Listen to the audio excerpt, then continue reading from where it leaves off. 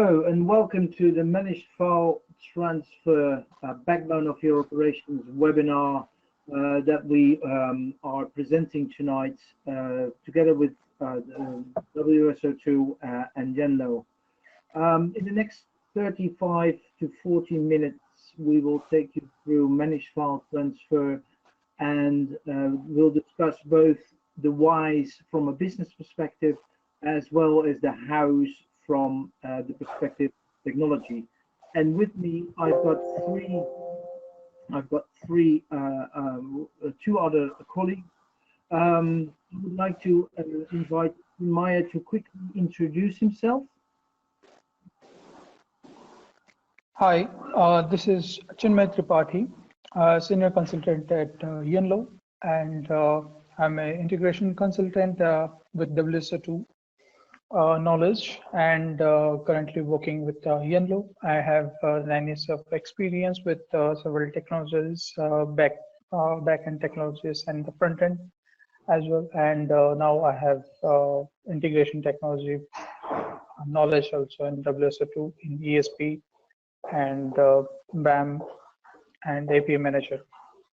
So thank you for joining us.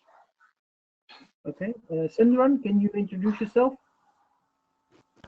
Yeah, hi everyone. I am Sindhuran. I am a software engineer in WSO2 and I am a member of ESB team. So I'll be doing some development in enterprise service bus. Yeah. Okay.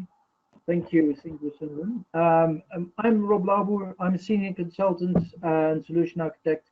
And I also am doing a lot of training with all of the WSO2 products, and also write a lot about Internet of Things, WSO2 products for both novice readers, but also for people with a little bit more experience. So having said that, let's go to the next one.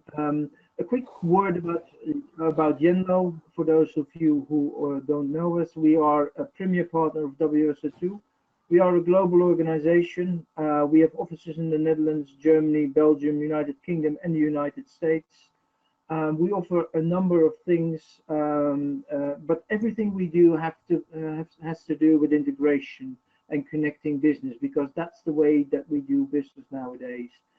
It's not you are on your own. No, you have partners, you have suppliers, you have your customers, and everything needs to be connected. And what we deliver is WSO2 project and consultancy services, support services, the product support, development support, operational support, WSO2 training services, as I already said, and of course the enterprise and solution architecture.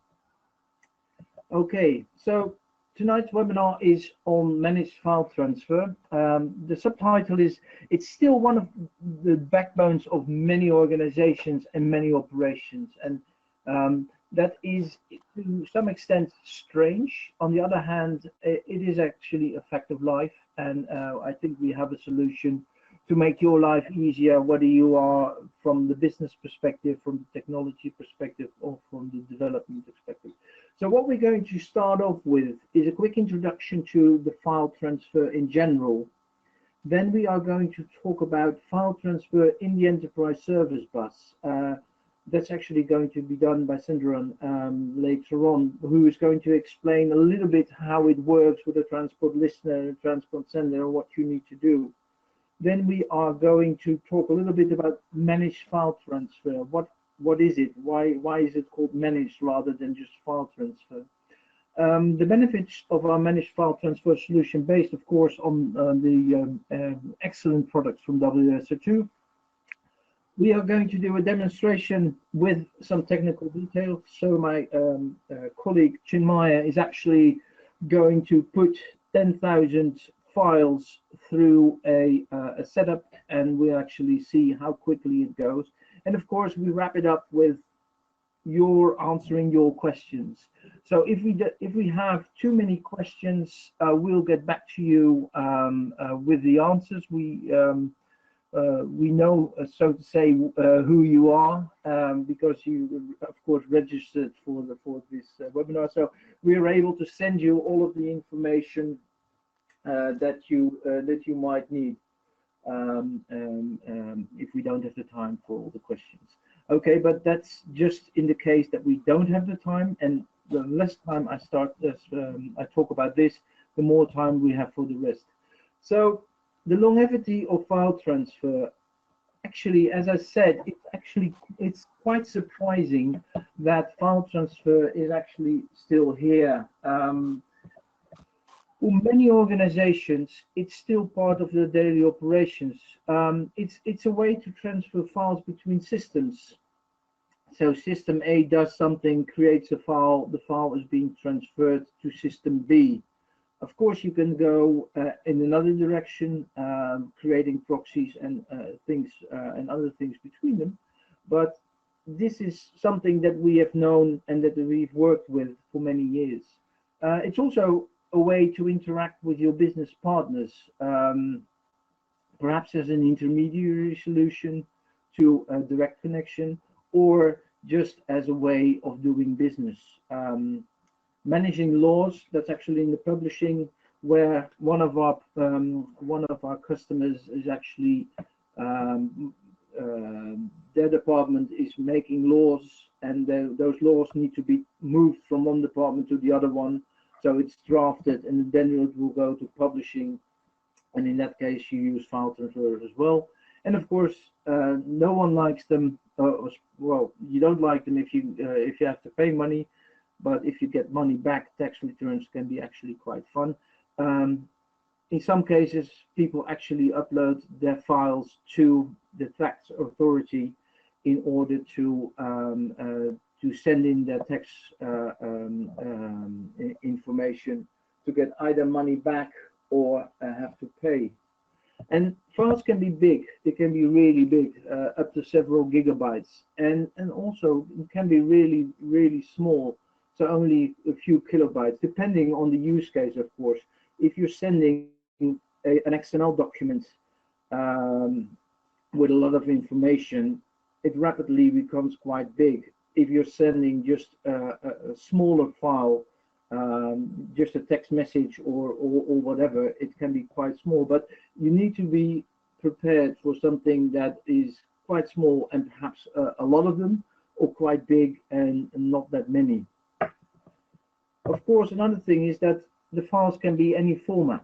So it can be PDF, it can be XML, it can be plain text, it can be so on. It depends on the use case of the organization that is working with them. And it can also be that the files can be encrypted or even need to be encrypted. So you must be able to receive an encrypted file or receive a file in a non-encrypted way and actually encrypt it before it goes on. So you have your XML, your PDF, your doc, your docx, depending, of course, as I said, on the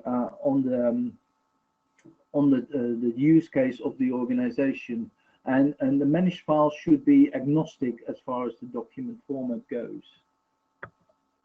So it might also be that you want a receipt or a hash. So after uploading, you might need to send the uploader a receipt.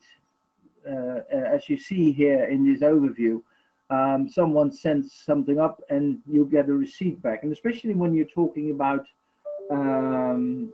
something like your tax information that you're sending on, you'll get a fine if you're too late, and you don't want that. And the receipt will actually show you, I've done my business on time, and that you didn't receive it, that's your problem. I've got a receipt saying here it is, etc., etc. And it might also be interesting to calculate a hash for audit purposes, so that you know that at a later stage, if there is a dispute about the contents, that you can say, well, you got your hash. This is this. When we do a recalculation of the hash, it's actually the same. So there has been no changes in the content of the file or whatsoever. And of course, there is malicious content. Is there any unwanted payload? When things are text files, the opportunity for malicious content is not as big.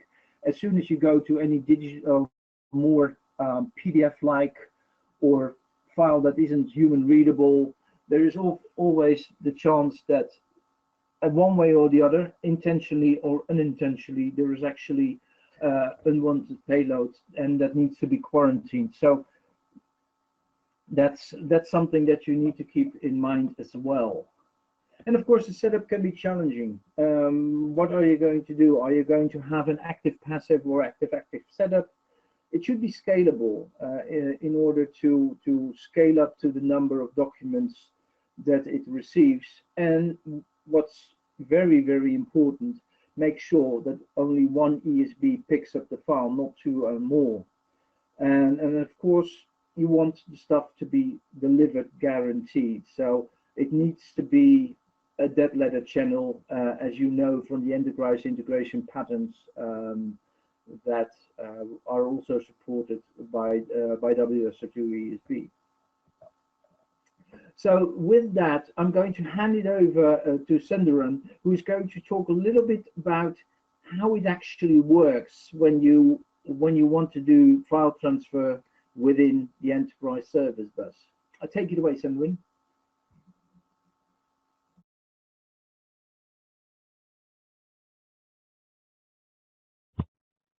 Okay, so before we move into the VFS transport, I would like you guys to go through all the other transport available in ESB. So ESB supports a variety of transport out of the box, which makes the ESB capable of sending and receiving messages over a number of transports and application level protocols. Following are some of the available transport. As you can see here, we have HTTP or HTTPS NIO transport. HTTP NIO transport is based on Apache HTTP Core NIO library, and it uses a configurable pool of non-blocking worker threads to grab incoming HTTP messages off the wire. And also we have HTTP pass-through transport. HTTP pass-through transport also based on Apache HTTP Core NIO library, but this is specially designed for streaming messages. HTTP pass-through transport is similar to NIO transport, that is, it will be also using the non-blocking worker threads, but it does not care about the content. That means it won't try to build the message unless it's needed. So in ESB, you guys might know we have these mediators. So we can categorize the mediators as content-aware mediators and content-non-aware mediators. So if unless the pass-through transport finds a content-aware mediator, it won't try to build the message. So it will simply stream all the messages what it receives. So this pass-through transport is very useful when we have this header-based routing. So we don't have to see what's in the message. We simply check the header, and based on the header, we route the message to the desired target. And also, pass-through transport is very useful when there is a load balancing scenario. So based on the load, based on our configuration, it will just route the messages to the endpoint. And also we have HTTP servlet transport. Servlet transport comes from our Carbon platform. Servlet transports, the implementation is coming from Tomcat's HTTP connector, and this is this transport is the default transport in all other WSO2 products except ESB. ESB is using HTTP pass-through transport as the default transport. And the another most commonly used transport is JMS, which is the Java Message Service transport, which allows to receive messages from queues and topic, which has the implementation of the JMS specification, like WSO2 message broker, ActiveMQ from Apache, and the VFS transport that we are going to talk today. VFS stands for the virtual file system, which is an abstraction layer on top of more concrete file system. The purpose of VFS is allow client application to access different types of concrete file systems in a uniform way. For example, VFS can access to both local and remote files using FTP or SFTP. And another commonly used transport is FIX, which is Financial Information Exchange Transport. This is for international real-time exchange of information related to security, transaction, and markets. This transport implementation is based on the QuickFixJ open source FIX engine. Other transport, other than the above mentioned transport, ESB also supports HL7, Mail to TCP, and more. For the complete list, please have a look at our transport documentation. And let's see VFS transport. VFS supports the following protocols like local file system, FTP, and all. The local file system, which is useful when we need to read or process a file which is reside in the server. That's where the ESB server itself is running. That stands for the local file system. For example, we may need to process a log file which is from the server, or we may need to add the key store file or something, or we need to do something on that file. We can use this local file system transport protocol, but that won't be the usual case, right? Most of the time, the ESB or the server will be running in a remote server, so we may need to talk to remote servers which has the file. In that scenario, we can use FTP, file transfer protocol, which is very useful in that cases. Say the file is just a plain text, or it's not some secure file, then we can just use the FTP. But if it is the content is sensitive and we need to secure, we can use the FTPS transport.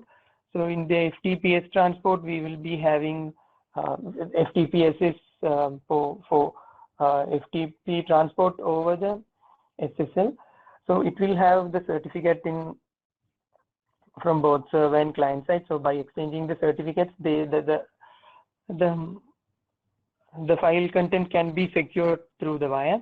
Similarly, we can use SFTP, which is SSH FTP protocol, and also ESB supports SMB protocol. And the VFS transport in ESB has three component file handling components. One is the VFS transport, which has this sender listener part, and file inbound protocol and file connector. File inbound protocol is introduced in ESB 490. So if you are using 481 or 480, the older version, you will only can use the VFS transport. This file inbound thing is introduced in 490. Also, we have a file connector. File connector will support 481 and 490, but we recommend to use it with 490. So as I mentioned, VFS transport has two main parts, like VFS listener and VFS sender. So VFS listener is the one who is capable of listening to a source location that we configure to a source directory. The source directory can be a local file or a remote file, as we discussed. And it will be listening to that particular source location, and it say in that location, if there is a change in the file or we add a new file, it will be notified. So we can filter those things, like, so we can give a file name pattern giving.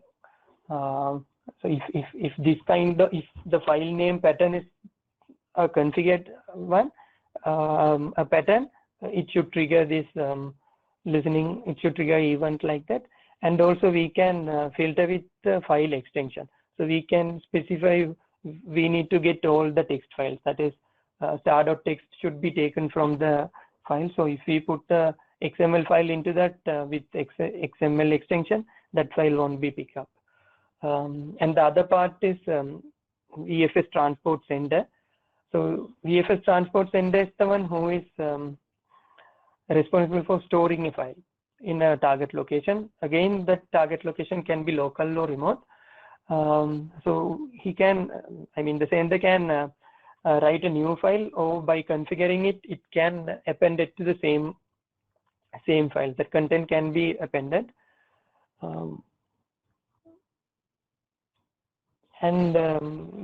By default, the VFS transport is not enabled in ESB. To enable the VFS transport, we may have to uncomment the lines I'm showing here in the exist2 XML. Exist2 XML can be found in ESB's home repository conf exist2 directory. So in exist2 directory, if we uncomment the VF transports receiver name as VFS and whatever the implementation, and the sender for the to enable the VFS sender.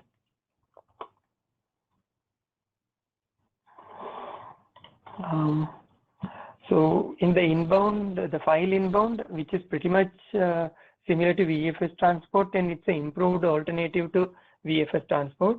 Improved in the sense it has the improved functionality of VFS transport, and it also have the error handling improvement. And the file inbound supports multi-tenancy, and file inbound protocol supports coordination in the clustered environment. So when this coordination is enabled in cluster environment, file inbound task will run on only one ESB instance at a time. So which makes sure that the only one file will be picked up. So this one file will not be picked up by two ESB instances.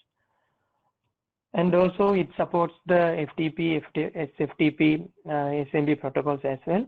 And the other one is file connector. File connectors pretty much have the same operations like creating a file, reading, appending, move or delete, archiving, renaming the file, but it's implemented using NIO technology, non-blocking IO technology. So it has this speed file copy, kind of good operation to use it. And today I talked of showing two main use cases of VFS. The mostly common use cases are two. One is HTTP to VFS.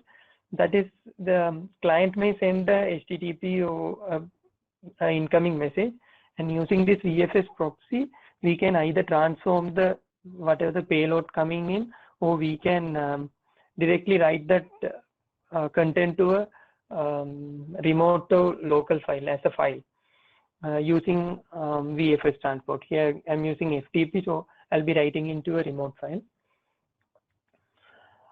Similarly, we have another use case like VFS to HTTP. That means we are reading a file from source location and writing or we call service. It can be either HTTP, or we can use JMS to put that content into a message broker kind of thing. So those are the things I thought of covering in a VFS. Rob? Okay, I will take over again if we can do the switch to my screen. Okay. And okay, I'm going to skip the slides that my colleague has just done. So the managed file transfer is based on WSO2, which is of course no surprise. It's a robust solution based on the ESB, many out-of-the-box features to address the mentioned challenges, and we still have some ideas for future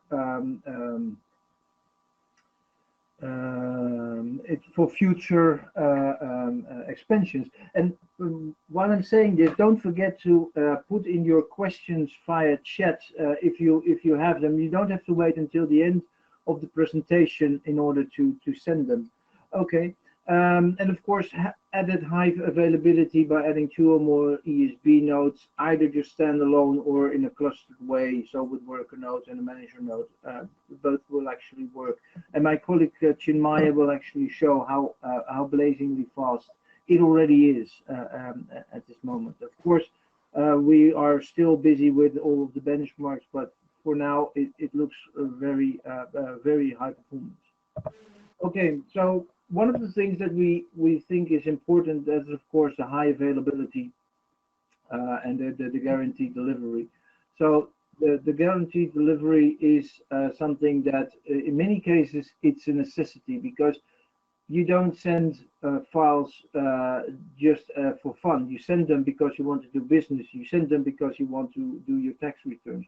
You send them because you want to put one law from draft into the next phase. So service level agreements, guaranteed delivery if needed, delivery only once, of course, receipt with or without a hash, and the possibility to work with encrypted files are all things that we believe are very important in a solution like this. Of course, high availability setup, either in an active passive setup or an active active solution, with or without one or more groups. It's all possible, of course, depending on the amount of data that you need to send over. Content and metadata control. What we believe is that you should have the possibility to route based on simple rules. For instance, a regular expression, a timestamp, inclusion and exclusion criteria. So inclusion would be, I would like to have download or transfer all of the files of file type PDF. Or you say, no, I would like to exclude all of the file types of, for instance, audio files or video files or whatever. So you can do it on size, you can do it on type, you can do it on extension, encryption or the absence of encryption, of course, and virus scanning, as I already said. So when you develop a product like this, first of all, you get it working. So what we are showing here are some of the mock-ups that we're currently working on. The product is already up and running, but we want to make it a little bit nicer for people to actually use. So in this case, you see a number of gateways: Heisenberg, Pauli, and Schrödinger. And at this moment, Heisenberg and Pauli are actually up and running, and Schrödinger is not. And you see the files currently in transport. And actually, when you see the demo from Chimaya, you actually almost not see the files because it goes so very fast. And then you have the possibility to do metadata rating or content-based routing. An example of metadata-based routing, if the substring of a field includes the letters BSN, POV2, citizens BSN, ignore files over a certain size and reject files with the following suffixes. As I said, this is work in progress and we're still working on it. These are actually the variables that we're using currently, only in a nice way, in a nice screen. So the poll interval, the maximum file size, what you're going to do after you process it, cluster awareness, the content type, file patterns, and what's going to happen after failure, and where it's going to go if it's failed, and where it's going to go if it's actually moved. Okay, for the future developments, what we think about is encryption, decryption. Either an encryption, receiving an encrypted file and decrypting it, or receiving an unencrypted file, encrypting it, receiving an encrypted file and sending it on encrypted. The hash creation for audit purposes, malicious payload scanning, receiver sender uploader, and of course potential validation of the payload. So we actually peek inside to see if what we expect in the file is already there. And you can say we'll just do a high-level scan, or we can actually do already some of the processing of the file as a step after the process. So it can be either an internal call or an external call, depending on what the solution would demand. Okay, so what are the benefits? Of course, high availability, multi-tenant, monitoring and tracing, guaranteed delivery, and it's a service. So you don't have headaches for the end user. You basically just use it.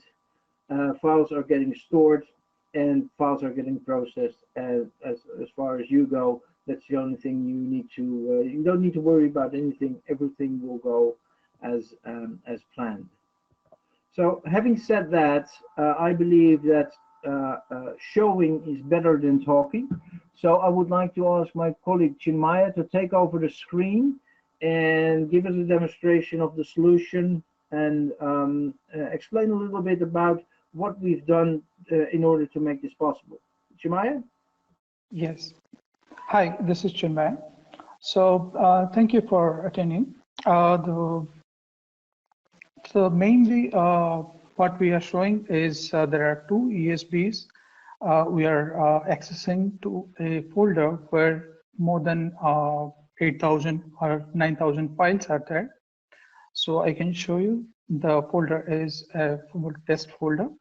And there are two ESBs proxies which are pointing to the same folder. So I'll just move to the test folder, and there are all the parameters that Rob explained you will be given, like the VFS properties. Like the main property that should be enabled every time when you are using a VFS is the streaming, and the streaming, it should be true.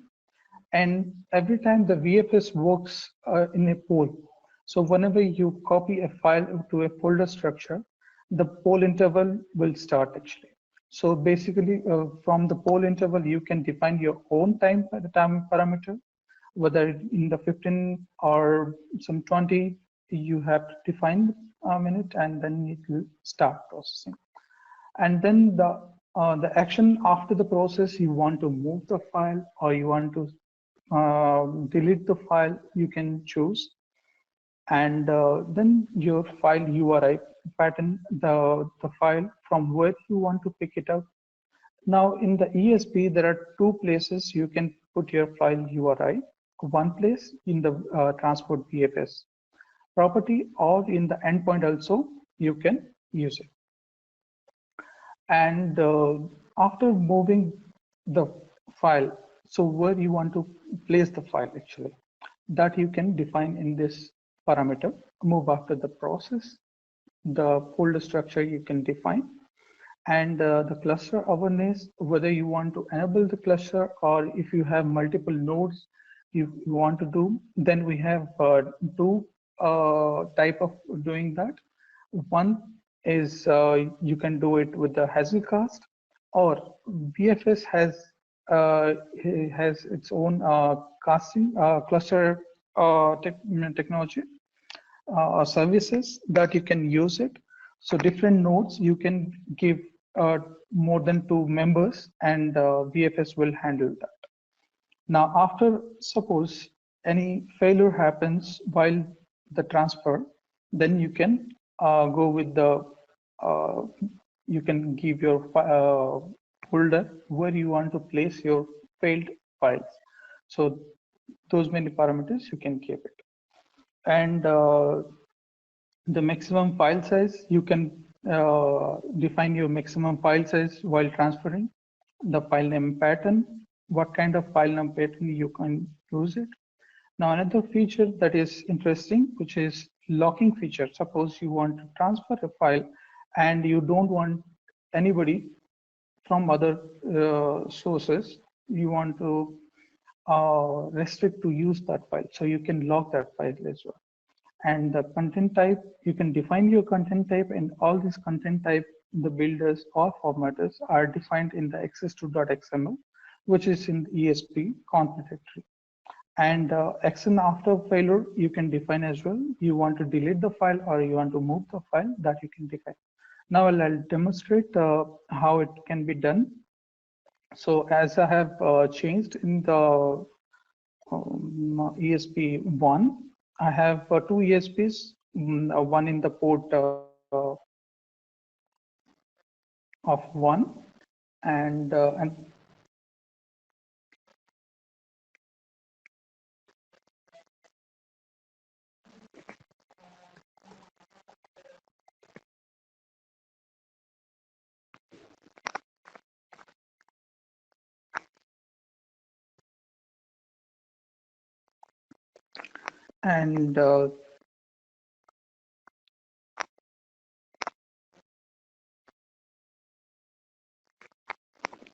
Here I will show you.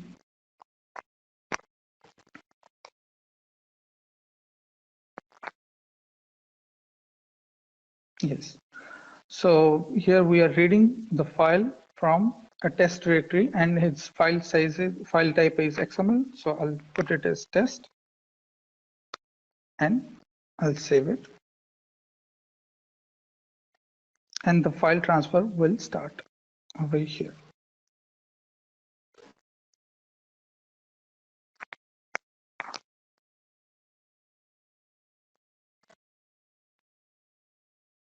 And we have defined another node where you can see your file.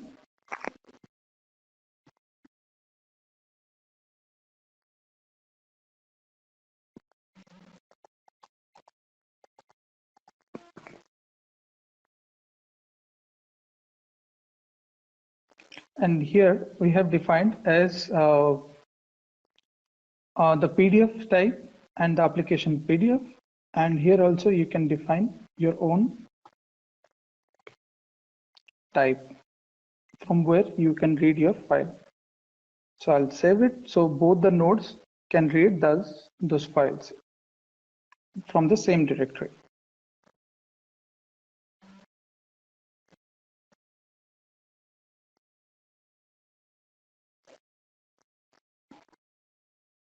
So as you can see, the files are processing and the files are getting locked and it is transferring as well. So, and we have defined in the ESB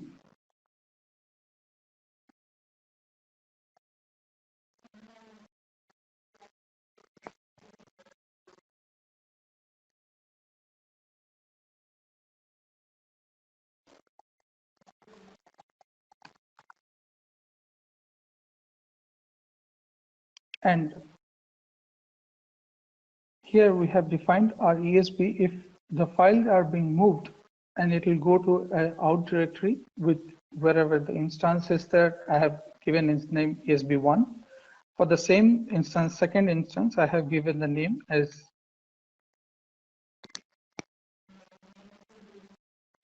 ESB2.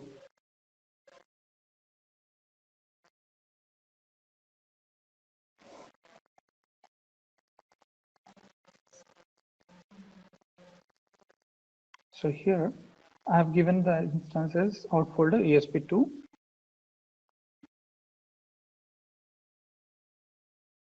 So as you can see, all the XML files are moved to the ESB1 folder, and all the PDF files are moved to the folder. And another thing, if you have checked it, then the XML files which are size greater than the given limit will not be transferred over here. And another point, to check the failure mechanism, this is the happy test what we are testing, but if some of the corrupt file, if it is coming to a particular folder, then how the files will behave, the file transfer will behave in the VFS transfer. So what we can do is we will copy these files over here, and so all the files are being moved. So but you can test it in the file directory. So all the corrupt files, if it is failing, then it will go to the, so you can cross check whether it is failed or not. So you can see the errors, and if it is really delivered failed or something happened with the files, there are corrupt files, you can check it in your file directory, which has been given by your ESB proxy. And this is the main feature of VFS, where if you want a given pattern, file pattern or ESB in the ESB proxy, that you can define of your own file name pattern, and Currently in the VFS, we are not allowing the subfolder because you can define of your own subfolder in the parent folder, and you can give your own out directory as well. So, Rob, can you take it from my side? Yes, I will take it over. Thank you for the demo. Was that about below 2 minutes for the Yes. whole? So a whole 10,000 files. Sorry to interrupt, Rob. So the file transfer for 10,000 files and the curve files, it's below 2 minutes. The whole file transfer. So that is the biggest advantage of VFS, that within a few seconds, the files will be transferred within your next folders. Now it has been proved in our one of our customer that in the network also 1 GB of file are being transferred very fast within a few minutes actually, within the PDF file and XML file. Thank you, Rob. Okay, thank you. And I'll take the screen. There's my screen again. Okay, so sorry for that. I was too hasty because I said we are going to do questions and answers. And I'm happy to see that we actually have a number of questions. So let me go for the first question. And the first question is, could the solution handle EBCDIC to UTF-8 conversion? I think Chinmaya might be the person that actually could answer that. Chinmaya, can you shed light on this EBCDIC to UTF-8? Can you tell me again, Rob? What is the question? The question is, can the solution handle EBCDIC to UTF-8 conversion? So from one character set to the other. Yes. In the VFS, we are dealing with the total file properties. So if we get a file system, then we can definitely handle that inside a Java code. Okay. Then the next question, that might be something for Senduran. Is there support for IBM MQ integration? Yes, we have IBM. It will support. We can use JMS there, and also we have this. We saw the transport list. Also, it contains this MQTT transport as well. Yeah. Yes. And that's not only for this product, but that's for the whole ESB, because it's just something that you can add as a transport. Yeah. Okay. The third question that I have is somewhat more cryptic. Sometimes WSO2 picks the fixed file while some other application is in write mode. So how can we avoid it? I think, Chinmaya, can you answer that? Do you understand the question? No, can you repeat it again, Rob? Sometimes WSO2 picks file while some other application is in write mode. So how can we avoid it? So it looks like that some other application still has a hold or a lock on the file, while WSO2 wants to grab the file. The main feature you can we have a locking mechanism that you can avoid. You can make it disable and you can use it, or the file type you can use the same file name pattern you can use for that. Yeah. Shall I try to answer that? Like yes, sure. We have faced such issues like what Chinmaya mentioned is take the file and write into other place. This is the same thing. What happens is when one file is trying to write to a file, one system is trying to write to a file, and meanwhile ESB goes and reads. For that one, I think the best option would be whoever writing the file should lock and write. So in that case, no one. It will be easier. Otherwise, what will happen is the partially written content will be taken by ESB because the VFS transport will only check the file name dot lock. So if I say it's going to process a file called a.txt, it will check for a file called a.txt.log. So I think the better if the writing system also lock the file and write it to it and then release the log. Then so you can see there will be a file type change, right? So I mean the file name type, the pattern will change like so. So when it's creating a .log, ESB won't pick up that log file because we have configured only to take a .txt file. So it will be a txt.log. So ESB won't pick it up. So once the writing is completed, whoever the writing can remove the log. So in a way, I think we can overcome that issue. Okay. Another question has to do with file size. Is there any way to restrict movement of a file of 0 size?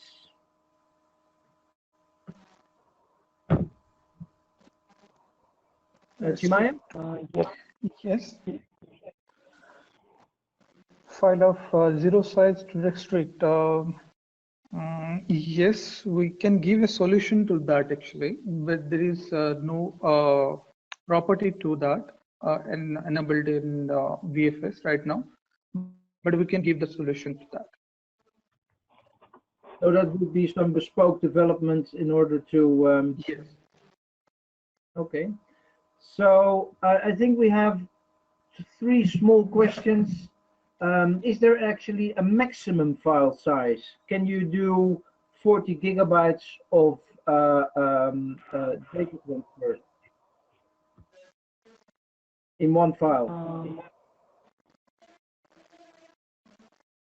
Actually, yes, we can. Yeah, we can, but it's dependent on what we are processing as well.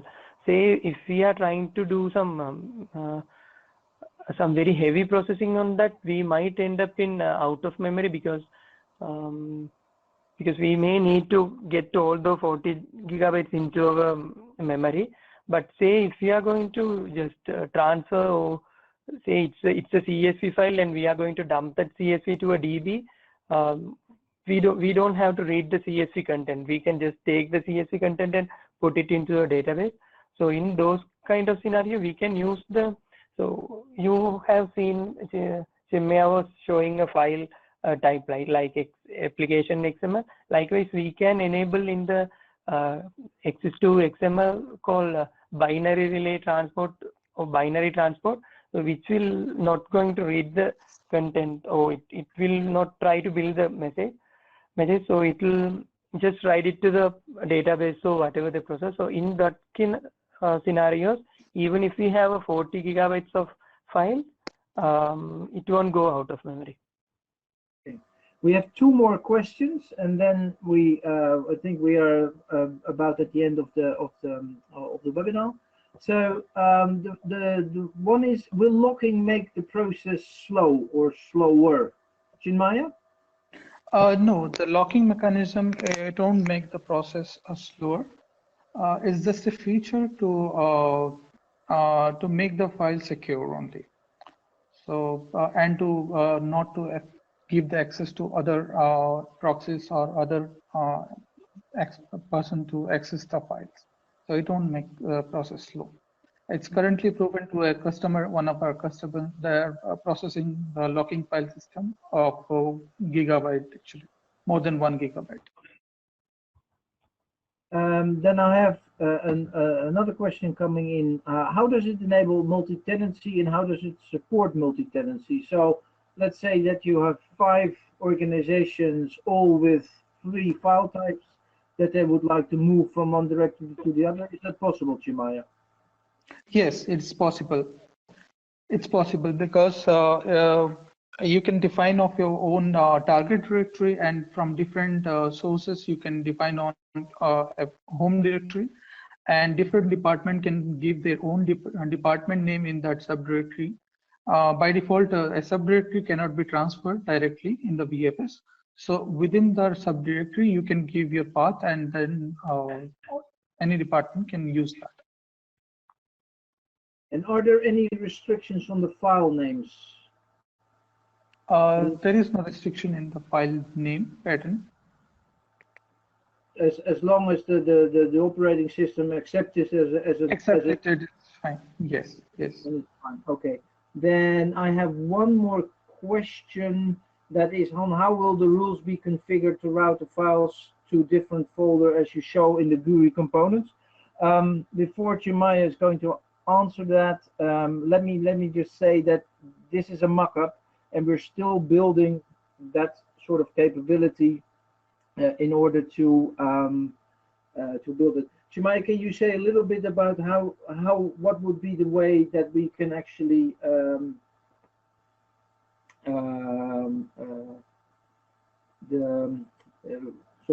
that we can actually work with content-based routing or with file names and stuff like that?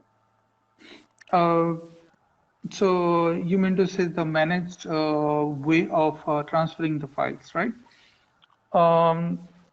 So basically, three things is most important in the VFS. One is do not send the files to the home directory. Give a particular name, pattern. You define your own pattern while giving the folder structure. Second, do not use the regular expression like star.star to search for all folders. Give a particular file pattern and use the locking mechanism because it's secure.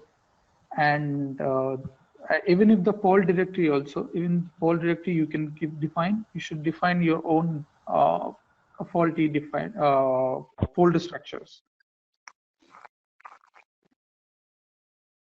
So that is the main way of managing the files.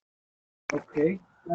There's still coming there's still questions coming in. What we can do is that we can follow up with the questions and send to all of the attendees and the people who registered an overview of the questions. I think that would be the best time-wise. Yes. So let's do that.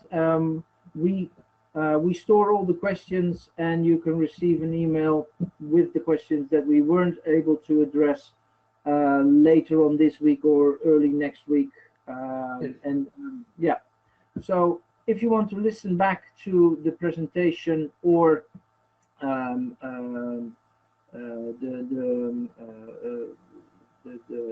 presentation or the webinar itself, you know where to find it. You can download it from our website. You can find it at WSO2 in a couple of days' time. It will take some time to put them online. And I would like to thank you for your patience, for your interest, and for all your questions. And have a great evening, have a great day, or have a great night, depending on wherever you are in the world. Thank you, and see you next time. Bye. Thank you. Thank you. Bye.